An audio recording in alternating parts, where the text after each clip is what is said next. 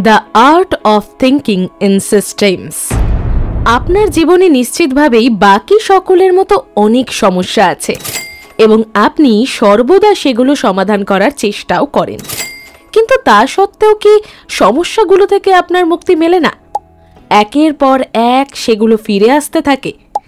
আপনি সম্ভবত শুনে থাকবেন যে জীবনের মান উন্নত করার জন্য নিজের চিন্তা ভাবনার ধরন পরিবর্তন করা খুব জরুরি, কিন্তু আপনি কি এই কথাতে বিশ্বাস রাখেন? লেখক স্টিভেন শুস্টার নিজের জীবনেও আপনার মতোই এই সকল সমস্যার সম্মুখীন হয়েছেন। এই বইটিতে তিনি জীবনের সমস্ত সংগ্রামের বিরুদ্ধে কিভাবে লড়াই করে বিজয়ী হতে হয় সেই পরামর্শ দিয়েছেন। এই বইটিতে আপনি শিখবেন যে কিভাবে নিজের চিরাচরিত চিন্তাধারার পরিবর্তন করে একটি অধিক উত্তম ও উন্নততর চিন্তাভাবনার পথ গ্রহণ করতে হয়। আপনার এই মানসিকতার পরিবর্তন নিজের জীবনকে একটি নতুন দৃষ্টিকোণ থেকে দেখতে সাহায্য করবে। আপনি নিজের সমস্যাগুলোর স্থায়ী সমাধান খুঁজে পাবেন এবং জীবনের দুর্বল বা নেতিবাচক দিকগুলো কিভাবে নিজের নিয়ন্ত্রণে রাখতে হয় সেই বিষয়েও জানতে পারবেন। এই বইটিতে লেখক 5 ধরনের থিঙ্কিং বা চিন্তা ভাবনা নিয়ে আলোচনা করেছেন এবং কিভাবে সেগুলো ব্যবহার করে আপনি গভীর বা গূঢ় কোনো সমস্যা সমাধান করতে পারবেন লেখক আমাদের তা জানিয়েছেন। সাথে লেখক আমাদের জন্য একটি চেকলিস্ট তৈরি করেছেন, যেটির সাহায্যে আমরা শনাক্ত করতে পারবো যে আমাদের সমস্যাগুলো কত বড় বা কতটা জটিল। মনে রাখবেন, এই বইয়ে দেওয়া নিয়মগুলো ফলো করলে আপনি নিজের সমস্যাগুলো থেকে কেবলমাত্র সাময়িক মুক্তিই পাবেন না, বরং এমন কিছু পরামর্শ দেওয়া হয়েছে যা আপনার জীবনকে চিরতরে পাল্টে দেবে। তাহলে চলুন শুরু করা যাক the art of thinking in systems সম্পূর্ণ অডিও বুক। লিখেছেন স্টিভেন শুস্টার। ভিডিওটিতে একটি লাইক ও আমাদের চ্যানেল পজিটিভ সময়কে সাবস্ক্রাইব করে আপনার জীবনকে পজিটিভ করে তুলতে পারেন। ধন্যবাদ। তাহলে শুরু করা যাক। সিস্টেম থিঙ্কিং আসলে কি? সিস্টেমস থিঙ্কিং বলতে লেখক কি বোঝাচ্ছেন সেটি জানার আগে সিস্টেম শব্দটির অর্থ কি তা জানা অধিক গুরুত্বপূর্ণ। সিস্টেম হলো একটি অপরটির সাথে সম্পর্কিত বা সংযুক্ত কয়েকটি প্রক্রিয়ার একটি সেট, যেগুলো সঠিক ক্রমে সম্পন্ন করা হলে একটি সুনির্দিষ্ট প্যাটার্ন তৈরি করা বা কোনো লক্ষ্য অর্জন করা সম্ভব। নির্দিষ্ট সিস্টেমের মধ্যে থাকলে সেটির ফলাফলও সর্বদা একই হয়। আপনি যে সিস্টেম বা পদ্ধতির মধ্যে দিয়ে কাজ করেন তা সঠিকভাবে পরিবর্তন করতে পারলে নিজের ফলাফলের পরিবর্তন ঘটানো সম্ভব। 1987 সালে ব্যারি রিচমন্ড প্রথমবার এই সিস্টেমস থিঙ্কিং ধারণাটির প্রবর্তন করেছিলেন। আমরা কোনো কাজ সম্পন্ন করার জন্য একটি নির্দিষ্ট সিস্টেম বা পদ্ধতি অনুসরণ করে চলি। এখন সেই সিস্টেমটি আমরা কেন ফলো করছি, সেটির আউটপুট কি হতে পারে ইত্যাদি গভীরভাবে বোঝার জন্য যে দক্ষতা, সেটাই সিস্টেমস থিঙ্কিং। আমাদের যদি এই সিস্টেম সম্বন্ধে যথেষ্ট ধারণা থাকে, আরও ভালো ফলাফল অর্জনের জন্য আমরা নিজেই প্রয়োজনীয় পরিবর্তনগুলি করতে পারি। সিস্টেমস থিঙ্কিং এর গুরুত্ব অনেক। এটি আমাদের জীবনের বেশ কিছু সমস্যার চিরতরে সমাধান করতে সাহায্য করতে পারে। সমাজে আসক্তি বা নেশার মতো এমন কিছু সমস্যা রয়েছে যেগুলোর দিকে গভীরভাবে তাকালে বুঝতে পারবো যে আপাত দৃষ্টিতে এই জাতীয় সমস্যার যে কারণগুলোর কথা আমাদের মনে হয়, বাস্তবে আরও গভীরতর কোনো কারণ রয়েছে। সিস্টেমগুলিকে বোঝার বা শনাক্ত করার জন্য আমাদের দৃষ্টিভঙ্গি পাল্টাতে হবে। বিশ্বকে একটি নতুন ভঙ্গিমায় দেখতে হবে। সমাজের কোনো ঘটনা, সেটির পেছনে থাকা বিভিন্ন কারণ, সেটির প্রভাব ইত্যাদির মধ্যে যে সংযোগ রয়েছে তা ভালোভাবে অধ্যয়ন করতে পারি, যা পরোক্ষভাবে আমাদের নিজের জীবনের সমস্যাগুলিও সমাধান করতে সাহায্য করবে। অন্য যে কোনো নতুন অভ্যাসের মতোই সিস্টেমস থিঙ্কিংও একটি দক্ষতা, যা সময়ের সাথে সাথে নিজের মধ্যে গড়ে তুলতে হবে। আপনাকে বুদ্ধি খাটিয়ে ও নতুন চিন্তাধারার সাথে দুই বা ততোধিক ঘটনা কিংবা প্রক্রিয়ার মধ্যে সংযোগ খুঁজতে হবে। যখন আপনি কোনো কিছুর সমাধান খুঁজে পান, তখন সঙ্গে সঙ্গে সেই পথে হাঁটতে না শুরু করে নিজেকে যদি এমনটা হতো কিংবা যদি অমনটা না হতো ইত্যাদি জিজ্ঞাসা করতে হবে। মনে যে সমাধানটির কথা প্রথমে আসে তাতে ঝাঁপিয়ে পড়ার তাগিদকে প্রতিরোধ করা একমাত্র অনুশীলনের মাধ্যমেই সম্ভব। সমাধানের দ্বিতীয় পথ খোঁজা, নিজেকে অন্যান্য সম্ভাবনার কথা জিজ্ঞাসা করা ইত্যাদির মাধ্যমে আউট অফ দ্য বক্স অর্থাৎ গতানুগতিক উপায়ে সমাধানের পরিবর্তে ক্রিয়েটিভ বা নতুনত্ব দিক উন্মুক্ত হয়।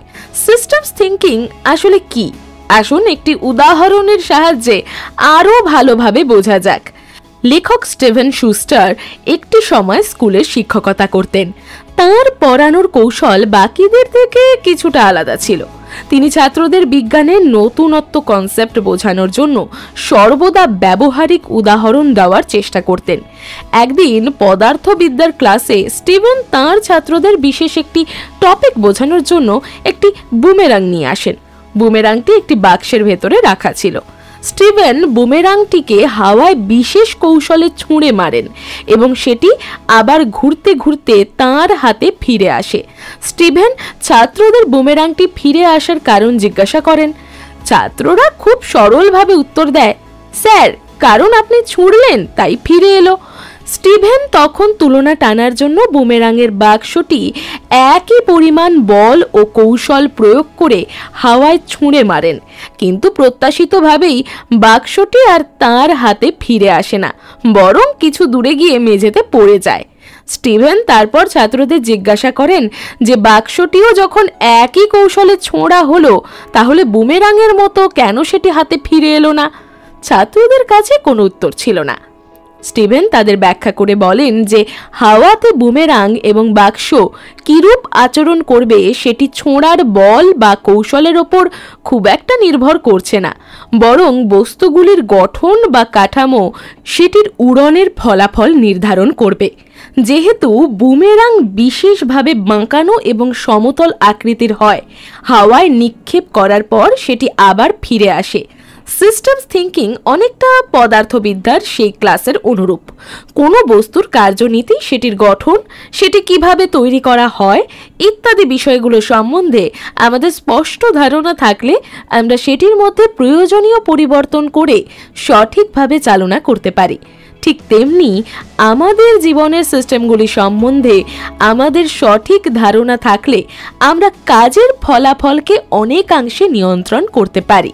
সিস্টেমস থিঙ্কিং এর উপাদান আমরা ইতিহাসের দিকে লক্ষ্য করলে বুঝতে পারবো যে বেশিরভাগ ক্ষেত্রেই মানুষ অতীতের পাঠ থেকে শিক্ষা নিতে ব্যর্থ হয়, কারণ তারা কোনো ঘটনার বিশ্লেষণ সঠিকভাবে করতে পারে না। তারা কোনো ঘটনা এবং সেটির প্রভাবকে একটি সিস্টেমের পরিপ্রেক্ষিতে বিচার করে না। যদি কোনো দেশ অবনতির দিকে চালিত হয়, অর্থনীতি, প্রশাসন ব্যবস্থা ভেঙে পড়ে, সেখানকার মানুষেরা চেষ্টা করে দেশের সর্বোচ্চ নেতাকে পরিবর্তন করার এবং নতুন একজনকে নির্বাচন করার। কিন্তু শুধুমাত্র দেশের নেতাকে পাল্টে নতুন ও উন্নত সমাজ গড়ার আশা করা বৃথা। সর্বপ্রথম সেই দেশের অতীত ব্যবস্থা বা সিস্টেম পরিবর্তন করতে হবে। আমরা যদি প্রকৃত অর্থে বেটার ফলাফল অর্জন করতে চাই, আমাদের সিস্টেম বা পদ্ধতি এবং কাজের প্যাটার্নে পরিবর্তন আনতে হবে। একটি সিস্টেমের মূলত তিনটি গুরুত্বপূর্ণ অংশ রয়েছে। প্রথমটি হলো উপাদান, যেগুলো কোনো সিস্টেম গঠন করতে মুখ্য ভূমিকা পালন করে এবং যেগুলি পরিবর্তনশীল। দ্বিতীয় গুরুত্বপূর্ণ অংশটি হলো কোনো সিস্টেমের উপাদানগুলির মধ্যে থাকা আন্তঃসংযোগ বা সম্পর্ক। তৃতীয় অংশটি হলো সিস্টেম গঠন করা এবং উপাদানগুলির মধ্যে থাকা আন্তঃসংযোগের উদ্দেশ্য। উদাহরণস্বরূপ মানব দেহকে একটি সিস্টেম হিসেবে বিবেচনা করা যাক। তাহলে এই সিস্টেমের উপাদানগুলি হলো মস্তিষ্ক, ফুসফুস এবং হৃদয়ের মতো বিভিন্ন অঙ্গ। রক্ত এবং অক্সিজেনের প্রাকৃতিক প্রবাহ এই উপাদান অর্থাৎ অঙ্গগুলির মধ্যে আন্তঃসংযোগ রক্ষা করে। এবার আন্তঃসংযোগের উদ্দেশ্য বা কার্যকারিতা হলো রক্ত ও অক্সিজেন প্রবাহের মধ্যে দিয়ে শরীরের প্রতিটি অংশে শক্তি ও পুষ্টি সরবরাহ করা, এবং সিস্টেমটি গঠনের উদ্দেশ্য হলো মানব দেহের জীবিত থাকা। সিস্টেমটির আরেকটি উদাহরণ হিসেবে একটি স্কুলের কথা বিবেচনা করা যাক। স্কুল একটি সিস্টেম এবং সেটির উপাদানগুলি হলো এই স্কুলের ছাত্র, শিক্ষক, কর্মচারী এবং অন্যান্য সদস্যরা। তাদের মধ্যে আন্তঃসংযোগ হলো সেই স্কুলের কর্তৃপক্ষ দ্বারা তৈরি করা কিছু নিয়ম। এই আন্তঃসংযোগ বা নিয়মের উদ্দেশ্য হলো সকল সদস্যদের মধ্যে নির্দিষ্ট একটি সম্পর্ক বজায় রাখা। সিস্টেম বা স্কুল গঠন করার উদ্দেশ্য হিসেবে আমরা বলতে পারি, স্কুল এমন একটি সংস্থা বা প্রতিষ্ঠান যা শিক্ষার্থীদের মূল্যবান দক্ষতা এবং জ্ঞানের শিক্ষা দেয় এবং ভবিষ্যতে তারা যেন সুপ্রতিষ্ঠিত হতে পারে এবং চাকরি বা ব্যবসা যে কোনো ক্ষেত্রে সফলতা পেতে পারে সেই জন্য প্রস্তুত করা।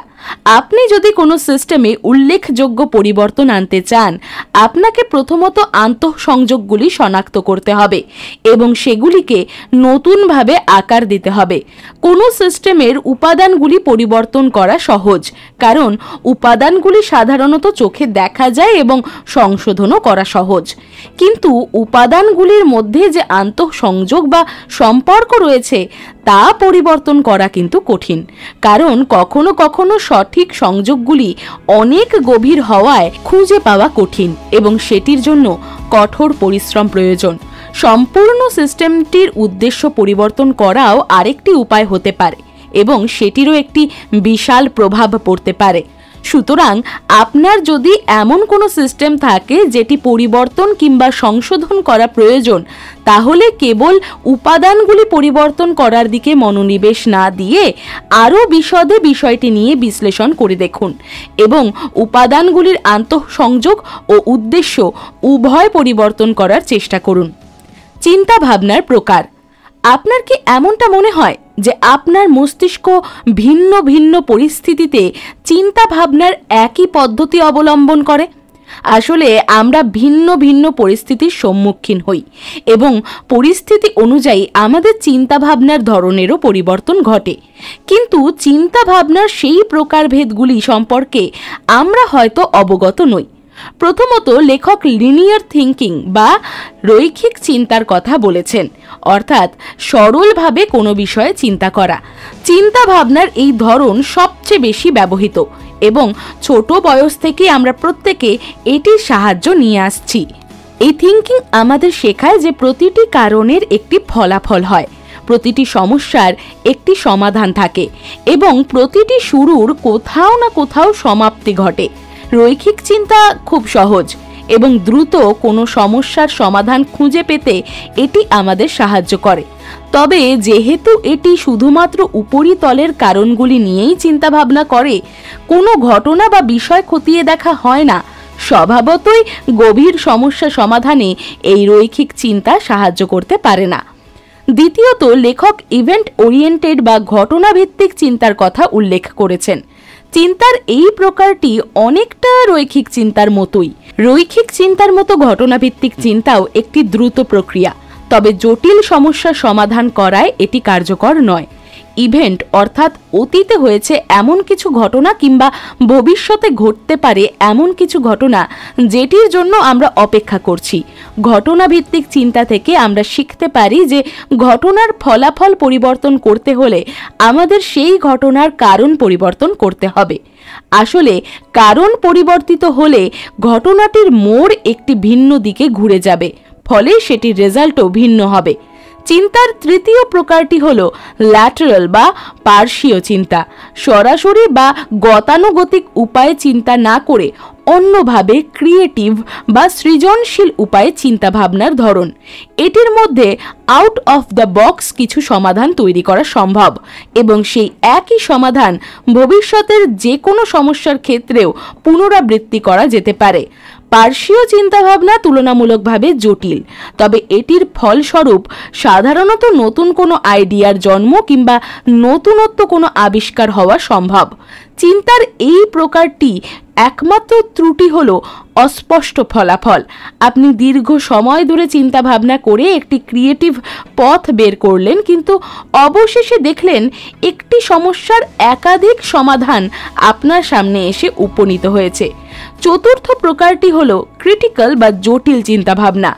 লজিক বা যুক্তি দিয়ে কোনো সমস্যা সমাধানের চেষ্টা করা, উদ্দেশ্য বিশ্লেষণ করে দেখা ইত্যাদি ক্রিটিক্যাল থিঙ্কিং এর সাথে জড়িত।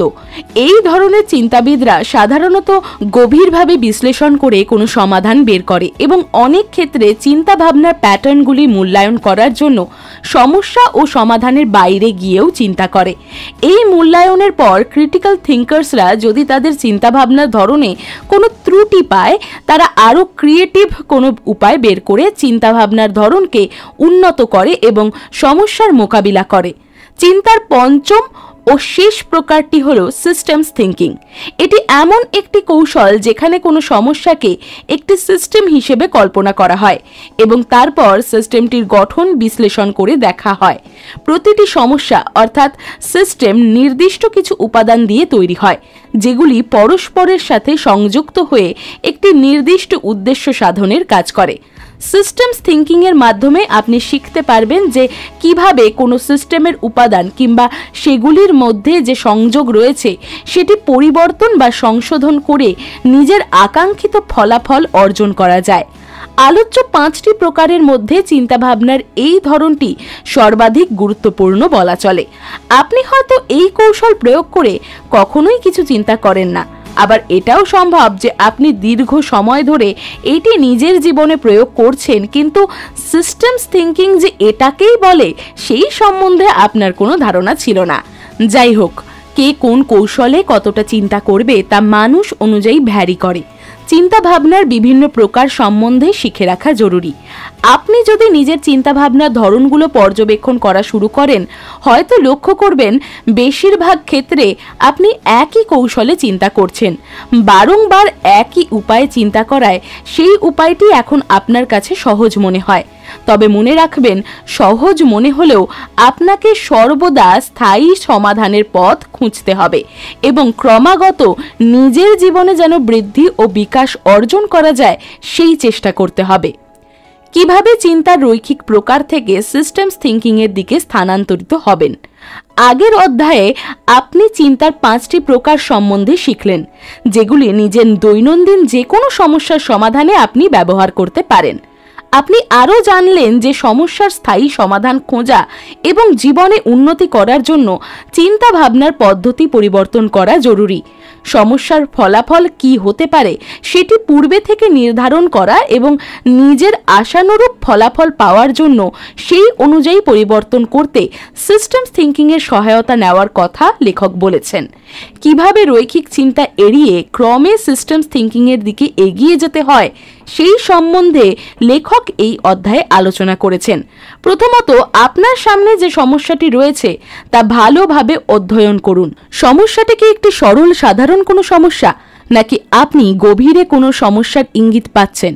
যদি সমস্যাটি সহজ হয়ে থাকে, আপনি লিনিয়ার বা রৈখিক পদ্ধতির সাহায্য নিতে পারেন, কিন্তু জটিল হলে আপনাকে চিন্তার ধরন পরিবর্তন করতে হবে। সমস্যাটি যদি গভীর হয়ে থাকে, আপনার জীবনে যদি সুদূর প্রসারী প্রভাব পড়ার সম্ভাবনা থাকে, তাহলে সিস্টেম থিঙ্কিং এর আশ্রয় নিন। সমস্যা সৃষ্টিকারী উপাদান এবং সেগুলির মধ্যে থাকা আন্তঃসংযোগগুলি শনাক্ত করুন। এই পদ্ধতি অনুসরণ করলে আপনি সমস্যাগুলি চিরতরে সমাধান করতে পারবেন। শুধুমাত্র বাহ্যিক লক্ষণগুলি ঠিক করার দিকে নজর না দিয়ে সমস্যাগুলি গোড়া থেকে নির্মূল করার উপায় হলো এই সিস্টেমস থিঙ্কিং।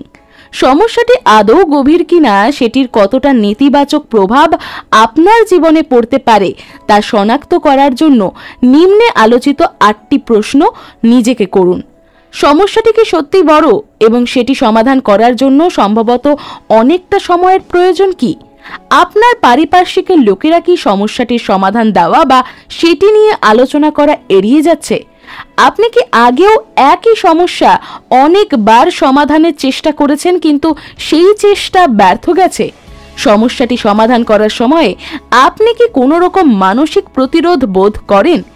এমন কোনো সম্ভাবনা কি আছে যে সমস্যাটি ফিরে আপনার কাছে আসছে বা আসার সম্ভাবনা রয়েছে? আপনার কি এমনটা মনে হয় যে সমস্যাটি সমাধান করার প্রয়োজন নেই, বরং সেটি উপেক্ষা করে যাওয়াই শ্রেয়? আপনি কি সমস্যাটির সম্মুখীন হতে কিংবা সেটি সমাধান করার চেষ্টা করতে গিয়ে উদ্বিগ্ন বা ভীত বোধ করেন? আপনি কি আগেও সমস্যাটির সমাধান করার চেষ্টা করেছেন, কিন্তু দ্রুত আরেকটি নতুন সমস্যা উদ্ভূত হওয়ায় তা দেখে আপনি অবাক হয়ে গেছেন? যদি এই প্রশ্নগুলোর উত্তর হ্যাঁ হয়ে থাকে, তাহলে জেনে রাখুন যে আপনি একটি গভীর সমস্যার সম্মুখীন হয়েছেন এবং সেটি স্থায়ীভাবে সমাধান করার জন্য সিস্টেমস থিঙ্কিং এর প্রয়োজন। কোনো পরিস্থিতির মধ্যে জরুরি পরিবর্তন আনতে গেলে কখনো কখনো আপনাকে একটি প্রবল প্রতিরোধের সম্মুখীন হতে হয়। লেখক তার পরিবারের একসাথে ক্রিসমাস উদযাপনের একটি গল্প উদাহরণ হিসেবে উল্লেখ করেছেন। স্টিভেনের একটি বিশাল পরিবার এবং তারা সাধারণত ক্রিসমাসের রাতগুলিতে সকলে একত্রিত হন এবং ডিনার পার্টি করেন। কিন্তু তাদের পরিবারের একটি নিয়ম আছে, তারা ক্রিসমাসের আনন্দময় সময়ে রাজনীতি বিষয়টিকে সম্পূর্ণ এড়িয়ে চলেন। সদস্য সংখ্যা অনেক হওয়ায় স্বভাবতই তাদের রাজনৈতিক দৃষ্টিভঙ্গিও ভিন্ন ভিন্ন হবে। তাই সেই পৃথক মতবাদ নিয়ে লড়াই করার পরিবর্তে রাতের খাবার উপভোগ করাই তাঁরা শ্রেয় হিসেবে মনে করেন। তাঁরা সকলে মিলে ডিসাইড করেই নিয়েছিলেন যে ডিনার টেবিলে বসে তাঁরা কখনো রাজনীতি নিয়ে আলোচনা করবেন না। লেখকের পরিবারের এই সিদ্ধান্ত তাদের জীবনে প্রায় কোনো রকম প্রভাব ফেলে না, না তাদের কোনো ক্ষতি হয় না লাভ। কিন্তু ভেবে দেখুন, আপনি যদি বিশাল কোনো সংস্থার মালিক হতেন এবং সেখানে বড় কোনো সমস্যার সৃষ্টি হতো, আপনি কি নিজের কর্মচারীদের অনুভূতিতে আঘাত করার ভয়ে সেই সমস্যাটি এড়িয়ে যেতেন, নাকি সমস্যাটি সমাধানের চেষ্টা করতেন? রৈখিক চিন্তা ভাবনা থেকে সিস্টেমস থিঙ্কিং এর দিকে স্থানান্তরিত হওয়া খুবই গুরুত্বপূর্ণ। সমস্যা যত বড় হবে তত বেশি ঝুঁকির সম্ভাবনা থাকবে।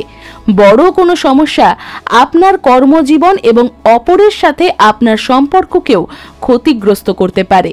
সুতরাং গভীর সমস্যাগুলি সমাধান করতে এবং তাদের গোড়া থেকে নির্মূল করতে সর্বদা সিস্টেমস থিঙ্কিং নিজের জীবনে অন্তর্ভুক্ত করার চেষ্টা করুন। ধনীরা কিভাবে অধিক ধনী হয়ে ওঠে? আপনি যদি সাধারণ মধ্যবিত্ত পরিবারের কোনো মানুষ হয়ে থাকেন, আপনি নিশ্চয়ই কখনো না কখনো ভেবেছেন যে ধনী মানুষেরা কিভাবে এত ধন সম্পদের মালিক, তারা কিভাবে ধনী থেকে ধনীতর হয়ে ওঠে, আর বাকিরা সাধারণ জীবনযাপনের জন্য আর নিজের ন্যূনতম কিছু শখ পূরণের জন্য সারা জীবন পরিশ্রম করে যায়। এই অধ্যায়ে লেখক কম্পিটিটিভ এক্সক্লুশন নামে একটি কনসেপ্ট নিয়ে আলোচনা করেছেন, অর্থাৎ প্রতিযোগিতার কারণে বহিষ্কৃত হওয়া।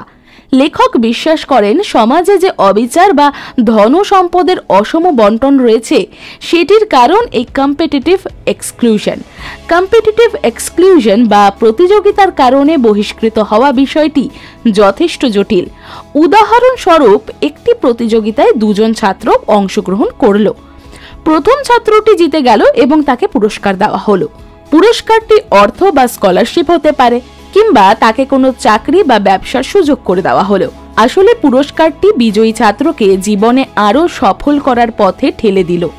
ভবিষ্যতে সে দ্বিতীয় ছাত্রটির চেয়ে অধিক ধনী ও সফল হয়ে উঠবে। সুতরাং প্রতিযোগিতায় জয়লাভ করার পর প্রথম ছাত্রটি ক্রমাগত জীবনে দ্বিতীয় ছাত্রের তুলনায় এগিয়ে যেতে থাকে এবং দ্বিতীয় ছাত্রটি প্রতিযোগিতায় অসফল হওয়ার কারণে জীবনের রেস থেকে বহিষ্কৃত হয়। সংক্ষেপে বললে, বিজয়ীরা জীবনে জয়ী হতে থাকে এবং পরাজিতরা আরও পিছিয়ে পড়তে থাকে। আরেকটি উদাহরণ নিয়ে আলোচনা করা যাক। কলেজের ফুটবল প্রতিযোগিতার কথা চিন্তা করে দেখুন। দেখা যায় যে চারটি দল প্লে অফ পর্যন্ত পৌঁছায় তাদের মধ্যে বেশিরভাগ ক্ষেত্রে দুটি একই দল ফাইনালে ওঠে এবং একটি দল চ্যাম্পিয়নশিপের ট্রফিটি পায়। প্রায় প্রতি বছর দুটি একই দলের ফাইনালে প্রতিদ্বন্দ্বিতা করার কারণ হলো এই কম্পিটিটিভ এক্সক্লুশন। একটি সময়ে এই দুটি দলও বাকি অন্যান্য দলের মতো প্রতিযোগিতায় প্রথমবার অংশগ্রহণ করেছিল, কিন্তু যখন তারা জিততে শুরু করে পরিস্থিতির পরিবর্তন হতে থাকে এবং সেই দুটি দল ক্রমাগত অন্যান্য দলের চেয়ে বেশি সুবিধা পেতে শুরু করে। বিজয়ী দলগুলিকে টিভিতে আসার বেশি সুযোগ দেওয়া হয়, ফলে তাদের খ্যাতি দিনকে দিন বাড়তে থাকে এবং তাদের ফ্যান বেস দ্রুত বৃদ্ধি পায়। ফলস্বরূপ তারা অনেক স্পন্সরশিপ পায় এবং অধিক পরিমাণ অর্থ আসতে থাকে। এমনকি এই দলের খেলোয়াড়দের কাছেই স্টেট বা কান্ট্রি লেভেলে খেলার সুযোগ আসে, কারণ মিডিয়া ভিউয়ারশিপের লোভে তাদের সেরা খেলোয়াড় হিসেবে দর্শকদের সামনে রিপ্রেজেন্ট করে। অধিক অর্থ পাওয়ার কারণে বিজয়ী দলগুলো নিজেদের জন্য সেরা কোচ নিয়োগ করে, সেরা জিম ও সেরা ট্রেনিং সেন্টারে প্রশিক্ষণ নেওয়ার সুযোগ পায়। এই রকম বিভিন্ন কারণে বাইরের প্রতিটি ভালো খেলোয়াড়েরও স্বপ্ন থাকে সেই দলে সুযোগ পাওয়ার, ফলে প্রতি বছর একের পর এক আরও ভালো খেলোয়াড় আসতে থাকে। দলগুলি ক্রমে অধিক শক্তিশালী হতে থাকে এবং একটা সময়ে প্রায় অপরাজেয় হয়ে ওঠে। সুতরাং আপনারা দেখলেন যে বিজয়ী দলের সুযোগ এবং সুবিধার কিভাবে সময়ের সাথে সাথে অন্যান্য দলের তুলনায় বৃদ্ধি পেতে থাকে, আর এভাবেই বিজয়ীরা সর্বদা জয়ী হয় এবং পরাজিতরা প্রতিযোগিতায় পিছিয়ে পড়ে যায়। কিন্তু একবার এই সিস্টেমটি তৈরি হয়ে গেলে কি সেটিকে ভাঙার কোনো উপায় নেই? পরাজিত দলগুলি কি সমস্ত প্রতিকূলতার বিরুদ্ধে জয়ী হতে পারে না? আপনাকে সিস্টেমস থিঙ্কিং করার মানসিকতা অ্যাডাপ্ট করতে হবে। বিজয়ীদের গ্রুপে যুক্ত হওয়ার সুযোগ খুঁজুন কিংবা তাদের গুণগুলি নিজেদের মধ্যে ডেভেলপ করার চেষ্টা করুন। যদি এমন কেউ থাকে যার সাথে আপনি প্রতিদ্বন্দ্বিতা করছেন না, তার মতো সফল হওয়ার চেষ্টা করছেন, তাহলে তাদের ঘনিষ্ঠভাবে পর্যবেক্ষণ করুন এবং তারা কিভাবে নিজেদের শীর্ষস্থান ধরে রাখতে পেরেছে ইত্যাদি অধ্যয়ন করুন। নিজের পরিবেশের সাথে খাপ খাইয়ে নেওয়ার চেষ্টা করুন। নিজের যতটুকু সাধন রয়েছে সেগুলি ব্যবহার করেই পরিবর্তন আনার চেষ্টা করুন। একটি নতুন সিস্টেম তৈরি করুন। ঝুঁকি নিতে, অভিনব কিছু করার চেষ্টা করে দেখতে এবং সর্বোপরি পরিবর্তনের ভয় পাবেন না। যদি না পারেন তাহলে পরাজয় কখনো আপনার পিছু ছাড়বে না। সিস্টেমস থিঙ্কিং এর মূল শিক্ষণীয় বিষয়। সিস্টেমস থিঙ্কিং একটি ভিন্ন দৃষ্টিকোণ থেকে জীবনকে বোঝার এক কৌশল। চিন্তাভাবনার প্রথাগত বা সরল পদ্ধতি থেকে এটি অনেকটাই আলাদা। সিস্টেমস থিঙ্কিং বিবর্তিত ও অধিক উন্নত এক প্রকারের চিন্তা, যেখানে অধিক কার্যকর এবং স্থায়ী সমাধান খুঁজে পাওয়ার জন্য সমস্যাগুলির গভীর অধ্যয়ন প্রয়োজন পড়ে। সিস্টেমস থিঙ্কিং এর মানসিকতার সাথে অভ্যস্ত হওয়ার জন্য প্রথমে আপনি যে পরিস্থিতির সম্মুখীন হয়েছেন সেটি খুব ভালোভাবে পর্যবেক্ষণ করুন। তারপর সেই পরিস্থিতি বা সমস্যাটি কত সময় স্থায়ী হতে পারে কিংবা আবার ফিরে আসতে পারে কিনা ইত্যাদি বিষয় বোঝার চেষ্টা করুন, কারণ তাহলেই আপনি সিস্টেমটির অন্তর্নিহিত গঠন শনাক্ত করতে পারবেন। একটি নির্দিষ্ট সিস্টেম বা সমস্যা অধ্যয়ন করার জন্য আপনাকে সেটির উপাদান, সেই উপাদানগুলির মধ্যে সংযোগ এবং সেই সংযোগ ও সিস্টেমটির উদ্দেশ্য খুঁজে বার করতে হবে। কোনো সিস্টেমের বিভিন্ন উপাদানগুলি শনাক্ত করতে পারলে আপনি সেটির মধ্যে প্রয়োজনীয় পরিবর্তন আনতে পারেন, অথবা আপনি যদি এমন একটি সিস্টেমের হদিশ পান যেটি ব্যবহার করে অন্য মানুষেরা সফল হয়েছে, আপনি সেই সিস্টেমের গঠনের অনুরূপ একটি সিস্টেম তৈরি করতে পারেন এবং সেটি অনুসরণ করে চলতে পারেন। সিস্টেমস থিঙ্কিং কনসেপ্টটি জানার তাৎপর্য হলো আপনি যেন জীবনের সব কাজ আরও ভালোভাবে করতে পারেন এবং সকল সমস্যার সঠিক সমাধান বের করতে পারেন। সিস্টেমস থিঙ্কিং যেহেতু আপনাকে অধিক ক্রিয়েটিভিটি বা সৃজনশীলতার সাথে চিন্তা করতে শেখায়, তাই যে কোনো কাজ আপনি সম্পন্ন করার পাশাপাশি সেটিকে উন্নত করার সম্ভাবনাও অনেকটা বেড়ে যায়। সিস্টেমস থিঙ্কিং আপনার মস্তিষ্ক কিভাবে কাজ করে সেই ব্যাপারে আপনাকে সচেতন করে। একটি ভিন্ন পছন্দ বা ভিন্ন কোনো সিদ্ধান্ত একটি ঘটনার ফলাফলের সম্পূর্ণ পরিবর্তন ঘটাতে পারে। নিজের পছন্দ বা সিদ্ধান্তগুলি নিয়ন্ত্রণ করে কোনো সমস্যা বা জটিল পরিস্থিতিকে আপনার জীবনে আসা থেকে আটকাতে পারেন এবং জীবনে আসা নেতিবাচক প্রভাবগুলি কমাতে পারেন। এই চিন্তা পদ্ধতি অবলম্বন করার মাধ্যমে আপনার জীবন আরও ইতিবাচক এবং উৎপাদনশীল হয়ে উঠতে পারে। সিস্টেমস থিঙ্কিং আপনাকে দায়িত্ব গ্রহণ করা এবং নিজের ভুলকে অ্যাকসেপ্ট করা শেখায়, সাধারণত মানুষ যখন কোনো সমস্যার সম্মুখীন হয় তারা নিজের ভুল অ্যাভয়েড করার জন্য অন্যের উপর দোষারোপ করার চেষ্টা করে, কিন্তু এই চিন্তা পদ্ধতি অবলম্বন করলে কে ভুল করেছে বা কেন করেছে সেই নিয়ে চিন্তা করার পরিবর্তে আপনি সমস্যাটির গঠন, সেটির উপাদান ইত্যাদি নিয়ে অধিক আগ্রহী হয়ে উঠবেন। সমস্যাটি যেন গোড়া থেকে সমাধান করা যায় বা ইতিবাচক ফলাফল পাওয়া যায় সেই উদ্দেশ্য নিয়েই আপনি সমস্যাটি অধ্যয়ন করবেন। সিস্টেমস থিংকিং পদ্ধতিতে কোনো সমস্যা অধ্যয়ন করার মাধ্যমে আপনি সকল উপাদান শনাক্ত করতে পারবেন। পরিস্থিতির সম্পর্কে একটি গভীর ধারণা হবে। হয়তো দেখলেন এমন একটি সমস্যার সম্মুখীন হয়েছেন যেটি আসলে অন্য বড় কোনো সমস্যার ছোট একটি অংশ, এবং যত শীঘ্র সম্ভব বড় সমস্যাটির মোকাবিলা করা প্রয়োজন। সিস্টেমস থিংকিং আপনাকে ক্রিয়েটিভ সমাধান খুঁজতে সাহায্য করবে, যা উপরিভাগ থেকে ছোট কোনো সমস্যা বা সেটির কোনো লক্ষণ থেকে মুক্তি দেওয়ার পরিবর্তে সমস্যাগুলি গোড়া থেকে সমাধান করতে সাহায্য করে। উদাহরণ হিসেবে দেখা যাক এই সিস্টেমস থিংকিং কিভাবে একটি হেলথ কেয়ার সিস্টেম বা স্বাস্থ্যসেবা ব্যবস্থাকে উন্নত করতে পারে এবং রোগীদের সুস্থ করে তোলার হার বাড়িয়ে তুলতে পারে। পূর্বে যদি হসপিটালের তরফ থেকে কোনো ভুল করা হতো, সাধারণত ডাক্তারদেরই দায়ী করা হতো। একই ভুলের যাতে পুনরাবৃত্তি না হয় সেই জন্য ডাক্তার বা নার্সকেই শাস্তি দেওয়া হতো। কিন্তু সাম্প্রতিক কালে নতুন চিন্তা পদ্ধতি অবলম্বন করা হয়েছে। চিকিৎসা পদ্ধতির যে ভুল সেগুলো বিভিন্ন দৃষ্টিকোণ থেকে দেখা হয়। একে অপরকে দোষারোপ করার পরিবর্তে হাসপাতাল কর্তৃপক্ষ চিকিৎসা ব্যবস্থার মূল্যায়ন শুরু করে। তারা নিজেদের সিস্টেমের ত্রুটিগুলি খুঁজে বের করে।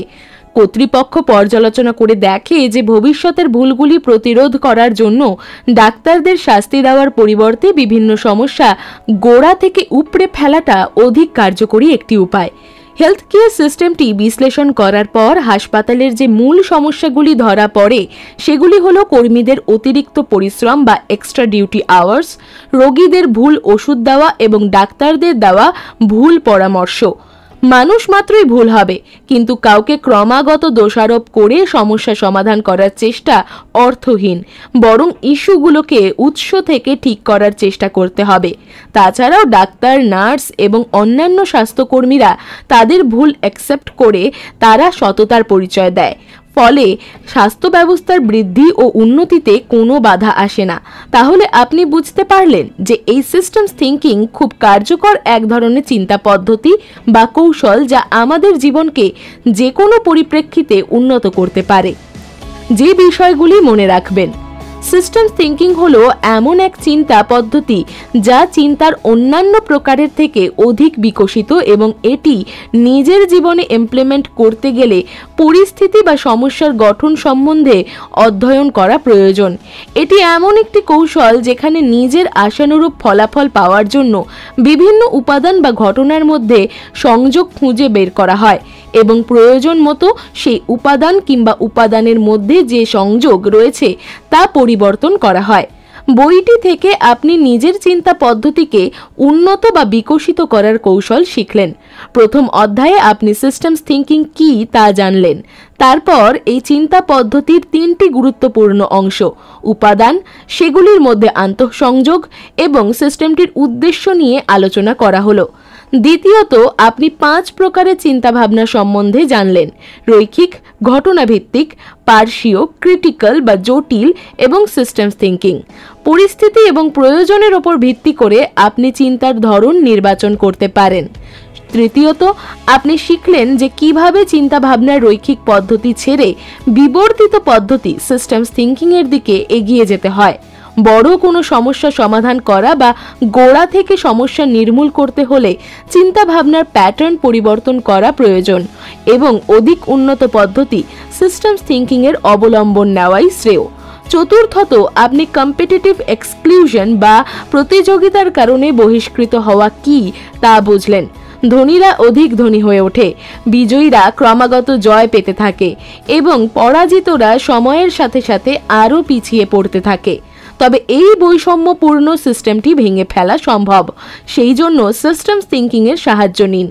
বিজয়ীদের জয়লাভের কারণ বা প্যাটার্নগুলি অধ্যয়ন করুন এবং সেই অনুযায়ী কাজ করার চেষ্টা করুন। জয় পেতে হলে আপনাকে বিজয়ীর মতো ভাবতে হবে। বিজয়ীদের অনুরূপ চিন্তা পদ্ধতি নিজের মধ্যে গড়ে তোলার একমাত্র উপায় হলো সিস্টেম, অর্থাৎ পরিস্থিতি বা সমস্যাগুলিকে ভালোভাবে বোঝা। সিস্টেমস থিঙ্কিং এর পথ আপনাকে সকল ক্ষেত্রে সাহায্য করবে, আপনার বর্তমান এবং ভবিষ্যতের আমূল পরিবর্তন ঘটাবে এবং আপনাকে বা আপনার দলকে বিজয়ী করে তুলবে। ভিডিওটি ভালো লেগে থাকলে আমাদের পজিটিভ সময় চ্যানেলটি অবশ্যই লাইক, কমেন্ট, সাবস্ক্রাইব ও শেয়ার করতে ভুলবেন না। ধন্যবাদ। দেখা হচ্ছে পরের ভিডিওতে। ততক্ষণ ভালো থাকবেন, সুস্থ থাকবেন।